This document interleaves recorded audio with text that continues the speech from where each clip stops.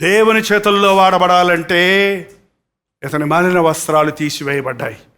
దేవుని చేతుల్లో దేవుని కొరకు వాడబడాలంటే అతని నాలుక పెదవులు పరిశుద్ధపరచబడ్డాయి. ఇప్పుడు మళ్ళీ 2 యెషయా గ్రంథం 6వ అధ్యాయంలో 8వ వచనం, అప్పుడు నేను ఎవరిని పంపెదను, మా నిమిత్తము ఎవడు పోవునని ప్రభువు సెలవీయగా వింటిని.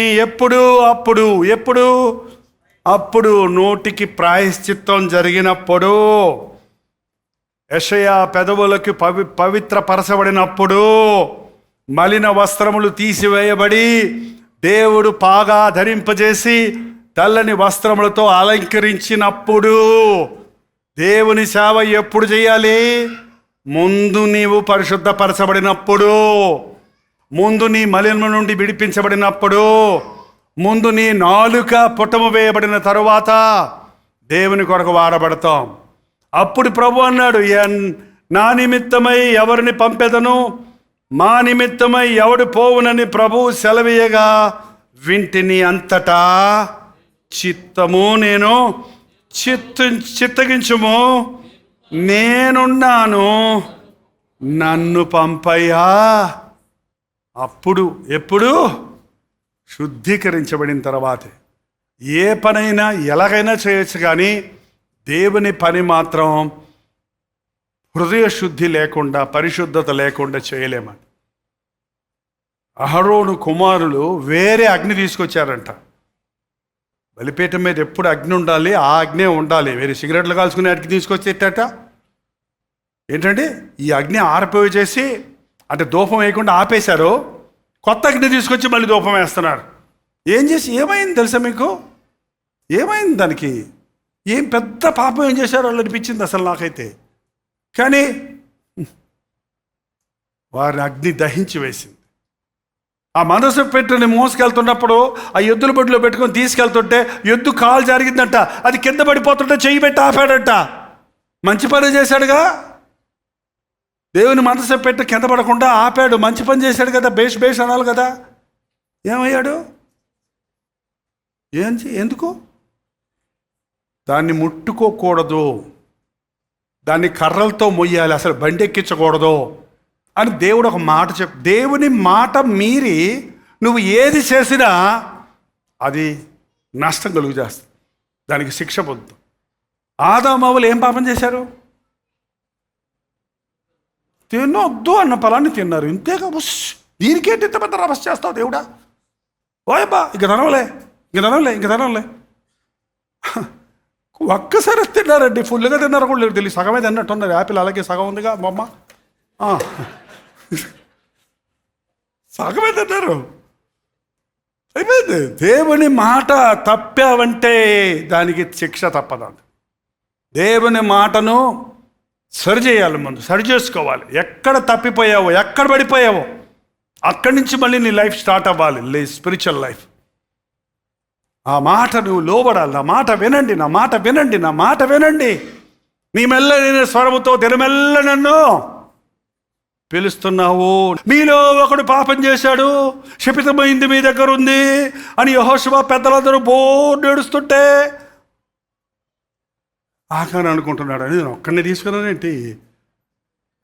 బ్రదర్ కూడా తీసుకుని ఉంటాడు, సిస్టర్ తీసుకోకుండా ఉంటుంది ఏంటి? బంగారం అంటే ఎవరికి ఇష్టం లేదు, నేనెందుకు బయటపడాలి, చూద్దాంలే అని హృదయం రాయి చేసుకో కూర్చున్నాడు అండి.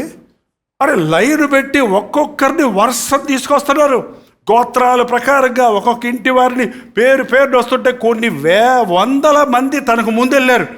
అప్పుడైనా బయటకు వచ్చాడా? పట్టబడ్డాడంట. రాగానే ఈడే అని దేవుని ఆత్మ చెప్తే అప్పుడు నీ తప్పు ఒప్పుకోడు ఆయన. దేవుని మహింపరచని యెహోషువ బతిమలాడితే అప్పుడు చెబుతున్నాను, నేను చూచి ఆశించి దొంగిలించి నా ఇంటి మధ్యలో ఎక్కడ తీసుకొచ్చి దాచిపెట్టాడు, బలి పైగా ఇంటి మధ్యలో దాచిపెట్టుకున్నాడంట. అందుకే ఇంటెల్ల బాధకు వచ్చింది శిక్ష. ఏంటంటే చాలాసార్లు మనం వినం, దేవుడు చెప్తుంది ఎవరికోలే అనుకుంటుంటాం. మన స్థితే నాతోటే మాట్లాడుతున్నాడు, నాతోటే అని అన్నవారు ఆ రోజే మార్పు పొందుతారండి, ఆ రోజే అద్భుతం చూస్తారు.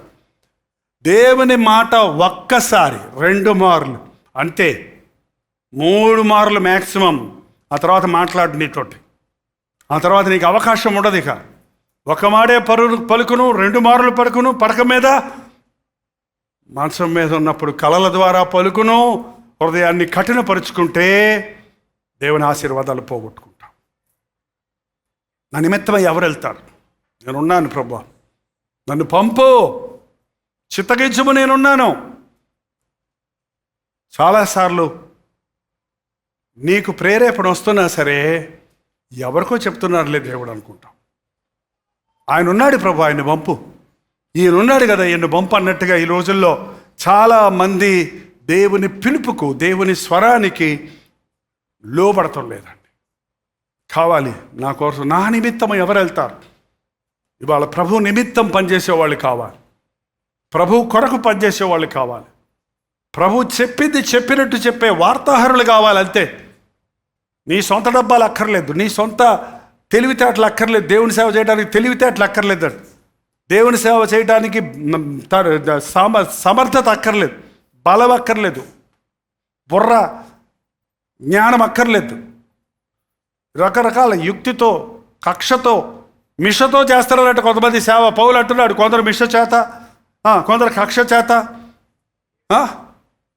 ఏదో విధంగా చేస్తారో యేసయ్య మాట పోతుంది, పోనీ అని నేను సంతోషపడతాను. దేవుడు కూడా అంతే. ఎవడో ఒకటి ఎందుకు చెప్తుంటే పోనీ చెప్పని. ఏంటంటే సరిలేకపోతే నేను చెప్పిన మాట నీ మనుషులు ఎందుకు మారుతాడు అన్నాడు ఒక ఆయన. నువ్వు సరిలేకపోయినా మారుతాడు, ఎందుకంటే నువ్వు చెప్పేది ఎవరి గురించి? నిన్ను గురించి కాదు. ఎవరినో? యేసయ్య మాట విన్నారు కాబట్టి మారుతాడు. వాళ్ళు పోతారు పరలోకం, నువ్వు వెళ్తావు. నేనెవరు నాకు తెలియదయ్యా. అయ్యో నేను చెప్తేనే వాళ్ళందరూ మారారండి. నువ్వు చెప్తే కాదు, నా ఆత్మ ద్వారా నేను ఆ కార్యాన్ని జరిగించాను. ఎవరు వెళ్తారు నా నిమిత్తం? ఇంకా విచిత్రం ఏంటంటే యెషయా కాలంలో ఉన్న మనుషులు ఈ రోజుల్లో కూడా ఎటువంటి వాళ్ళే ప్రయారయ్యారంటే. చివరికి ముగించుకుందాం. చూడండి 9వ వచనంలో, ఆయన నీవు పోయి ఈ జనులతో ఇచ్చనము, మీరు నిత్యము వినుచుందరు కానీ గ్రహింపకొందరు, నిత్యము చూచుచుందరు కానీ తెలుసుకొనకొందరు. వారి కన్నులతో చూచి, చెవులతో విని, హృదయంతో గ్రహించి, మనసు మార్చుకొని, ఏంటండి? చెవులతో వినాలి, కన్నులతో చూడాలి, చెవులతో వినాలి, మనసులో గ్రహించుకోవాలి, మనసు మార్చుకోవాలి, స్వస్థత పొందాలి. స్టెప్ బై స్టెప్ ఉంది అక్కడ. దేవుని మాట వినాలి, దేవుని శక్తిని చూడాలి, మనసు హృదయానికి అనునయించుకోవాలి. అప్పుడు రక్షణ కార్యం జరుగుతుంది, అప్పుడు నీ హృదయంలో మార్పు జరుగుతుంది. కానీ స్వస్థత పొందకపోయినట్లు ఈ జనుల హృదయము కొవ్వ చేసి, వారి చెవులు మందపరిచి, ఏంటంటే మేము సేవకులు మెల్లి కొవ్వ పెట్టి మనుషులు వాక్యం వినకుండా చేయటానికా? కొవ్వు ఎట్టొస్తుందో తెలుసా మీకు? కొవ్వు ఎట్టొస్తుంది? తిండి ఎక్కువైతేనా, తిండి తక్కువ అయితేనా? తిండి ఎక్కువైతే ఏమవుతుందండి? మనం తినే ఫ్యాట్ మనం పనిచేసినప్పుడు ప్రోటీన్గా మారి కండలై వస్తాయి, బలం వస్తుంది. ఎక్సెస్ వచ్చేస్తే అది ఏమవుద్ది? ఫ్యాట్గా మారి తిత్తుల కింద ఏలాడుతూ ఉంటుంది. దానివల్ల గుండెకెళ్ళే రక్తనాళాలు బూడ్చుకుపోతాయి, ఓవర్ వెయిట్ అయిపోతావు. డయాబెటిక్ పేషెంట్స్ అది దాన్ని ఇన్సులిన్గా మార్చదు కాబట్టి డయాబెటిక్ పేషెంట్స్ అయిపోతారు. హార్ట్ ప్రాబ్లమ్స్ వస్తున్నాయి, ఇక రకరకాల రోగాలు వస్తున్నాయి. పాపం తిండి లేక వాక్యం ఎక్కువైన వాళ్ళకి కూడా ఇదే గొడవ.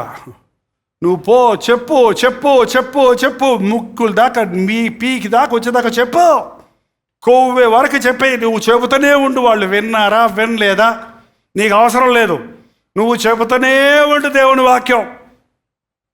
వారు వినినను వినకపోయినను వారి మధ్య ప్రవక్తకుడు ఉన్నాడని తెలుసుకున్నట్లుగా నువ్వు వెళ్ళి చెప్పు అన్నాడు ఇర్మియాతో, యేస్కేలుతో ప్రభు. అంటే ఈరోజు నిజంగానండి క్రైస్తవులకి వాక్యం ఎక్కువైపోయింది కాబట్టి వినరు. దావీదు గురించి వాళ్ళు నేర్చుకుందామని హెడ్డింగ్ చెప్పారనుకోండి, తెలుసులే అన్నయ్య, ఎన్నిసార్లు చెప్తావు, నువ్వే చెప్పావు 100 సార్లు, మళ్ళీ ఎంత తెలుసులే. సెల్ ఎక్కడుంది? అన్నయ్య దావీదు గురించి చెప్పేటప్పటికి సెల్ కనపడలేదే. సరే బైబిల్ చదువుకుందాం. పాస్టర్ గారి కంటే గొప్ప ప్రసంగికుడినా ఏంటండి?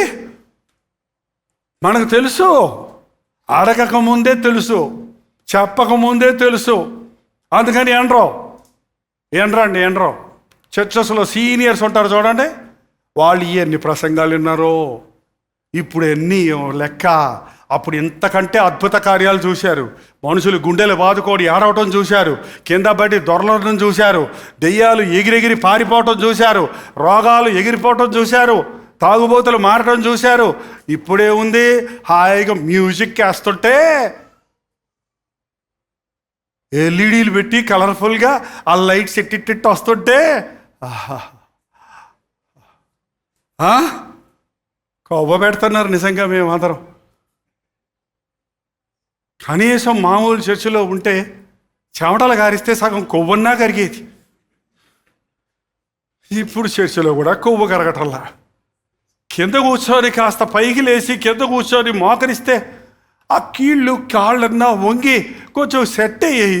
ఇప్పుడు గుదిబండల్లా కుర్చీలో కూర్చుంటే కాదండి. కొంతమంది ఇంత కూర్చొని ఇట్టెంటుంటే సినిమా చూస్తున్నట్టు అస్సలు నాకు ఎక్కదు బుర్రకి. కానీ అట్లా లేకపోతే జనం చర్చిలు మానేస్తున్నారని బాధపడిపోతూ ముక్కుతున్నారని చూసినప్పుడు మనం కూడా అది పెట్టాల్సి వచ్చింది. నేను మాత్రం కూర్చోదలుచుకోవాలా, నేను మాత్రం మోకరించకుండా ఉండలే, నేను మాత్రం దేవుని పని చేయకుండా ఉండలే. ఏంటండి కొవ్వైపోతున్నారు. కొవ్వు మంచిది కాదు. ఎక్కువ వాక్యం వద్దండి. వాక్యం ఎంత తిన్నావు అన్నది ముఖ్యం కాదు. విన్నావా, గ్రహించుకున్నావా, మనసు మార్చుకున్నావా, హృదయానికి అనునయించుకున్నావా, ఆధ్యాత్మికంగా బలం పుంజుకున్నావా? ఆహారం మంచిదే. ఆహారం మొన్నే మనకు క్యాలరీస్ బర్న్ అవుతున్నాయి. తిండి తినకుంటుంటే బుర్ర పని చేయదు, తెలుసా మీకు? తిండి తినకుండాడికి పొట్టకుడు కూడా ఆకలేస్తుంటే వాడు ఏం కాన్సన్ట్రేట్ చేయలేడు. ఆహారం కావాలి, కానీ ఆహారం ఎక్కువైతే అపాయం. ఇశ్రాయేలులకి ఎంత ఆహారం అంటే హృదయమున మదించి ఏమవుతారంటే చూడండి ఒకసారి తిరగా ద్వితీయోపదేశకాండం.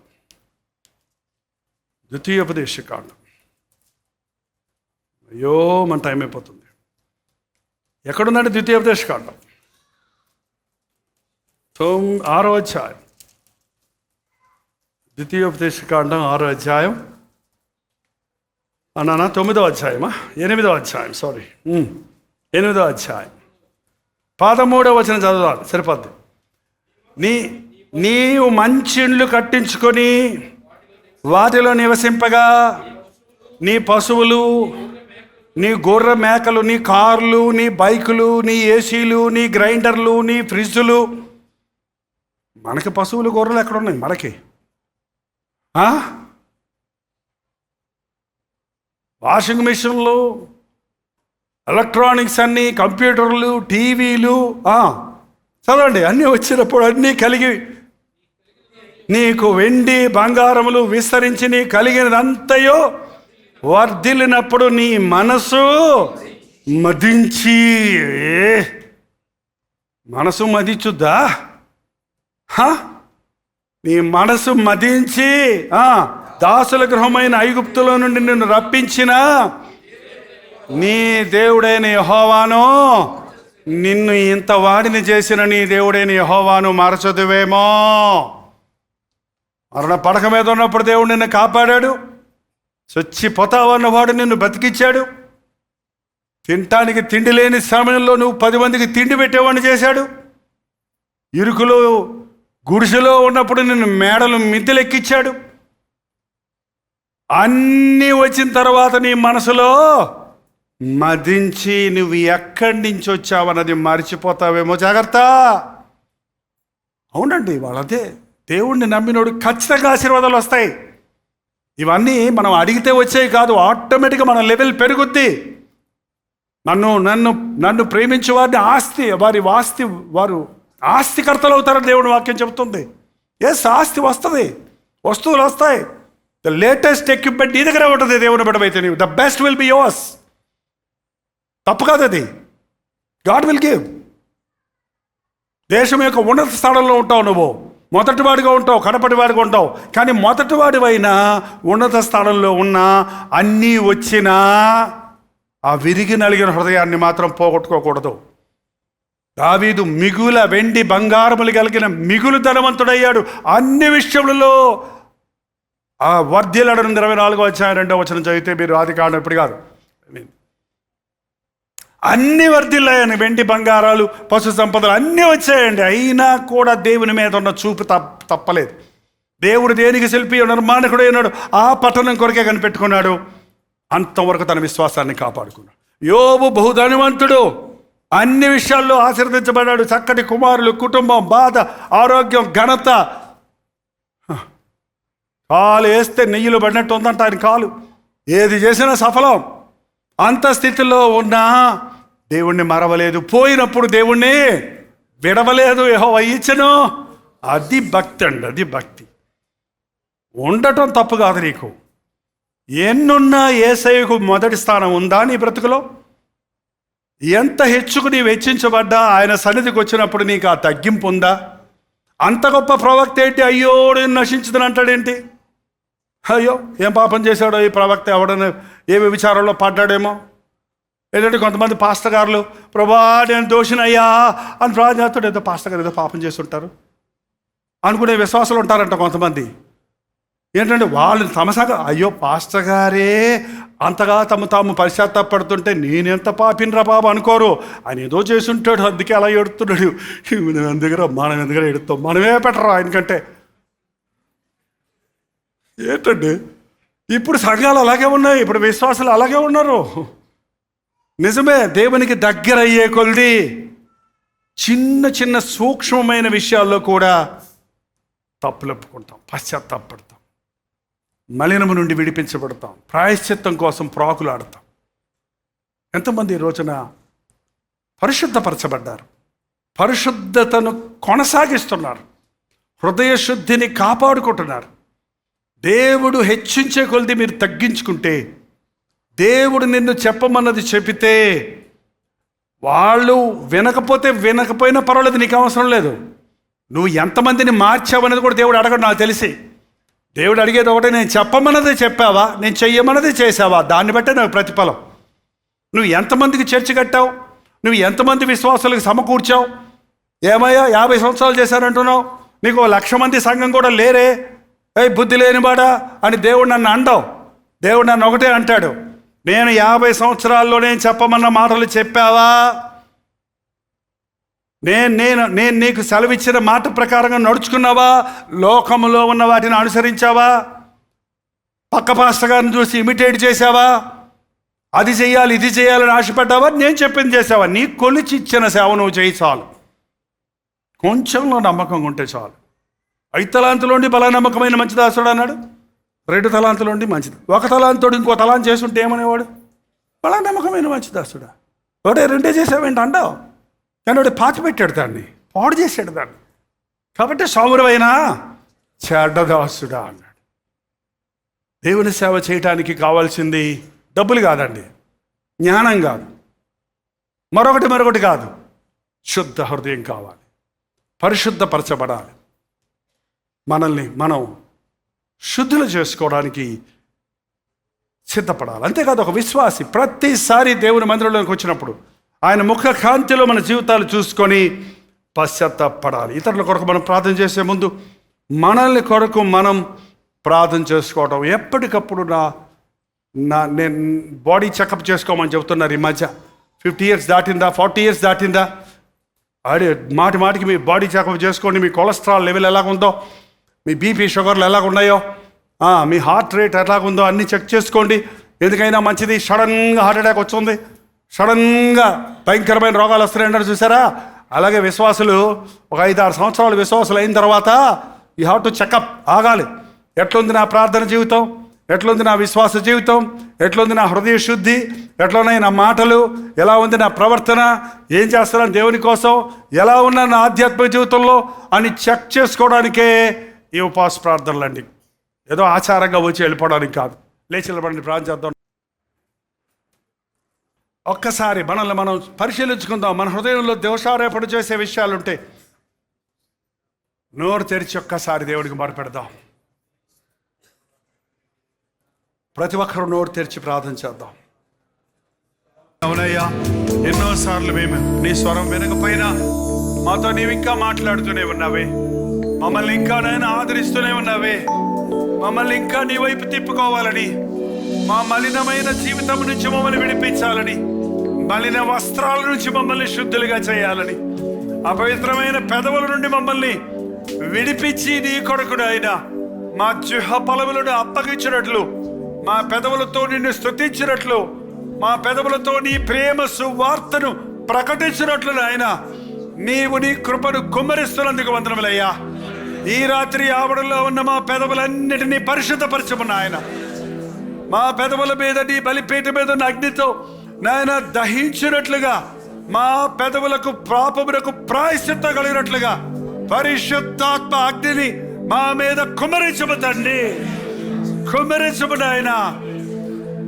నేను నా నోటితో నిబంధన చేసుకున్నాను, నేను నా నోటి మాటల ద్వారా నా దేవుడిని దుఃఖపరచను, నా నోటి మాటల ద్వారా ప్రభువును గణపరుస్తానని తీర్మానంతో ఇక్కడి నుంచి వెళ్ళటకు సహాయం చేయము.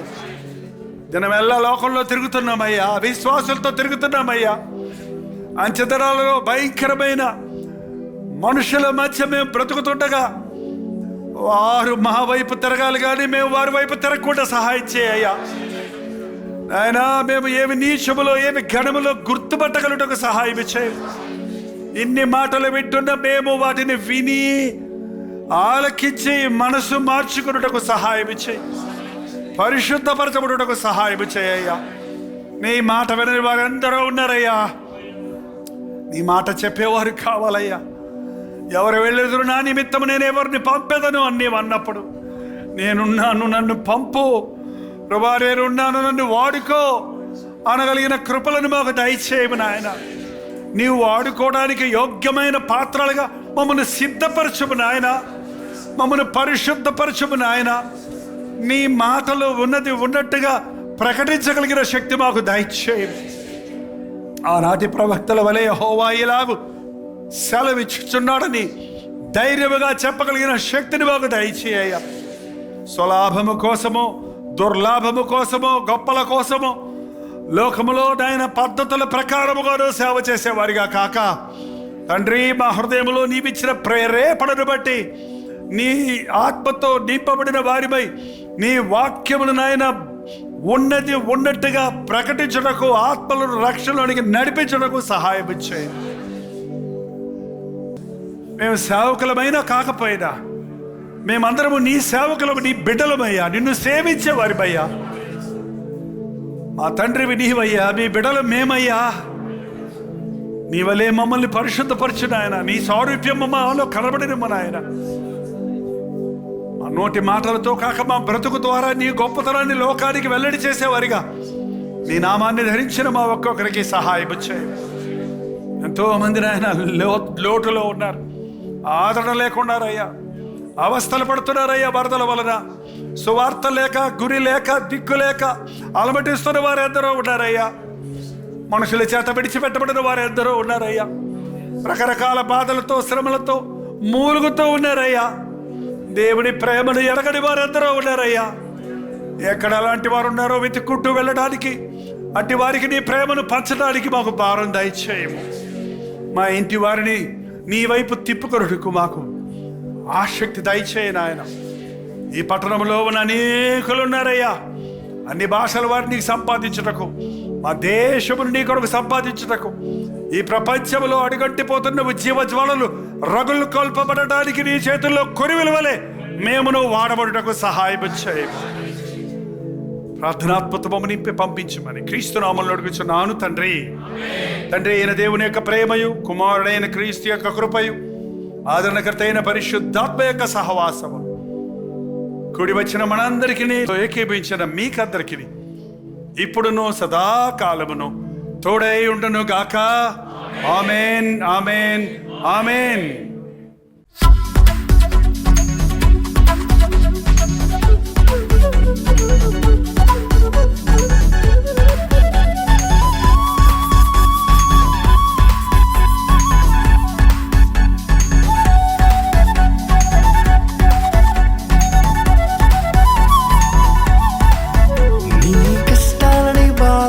శ్రమలన్నీ తీర్చే అనాథుడు యేసే. నీ కష్టాలని బాధలన్నీ శ్రమలన్నీ తీర్చే అనాథుడు యేసే. ఆది నుండి ఉన్నవాడు ఆ దేవుడు, అద్భుతాలు చేసేవాడు నా యేసుడు. ఆది నుండి ఉన్నవాడు ఆ దేవుడు, అద్భుతాలు చేసేవాడు నా యేసుడు.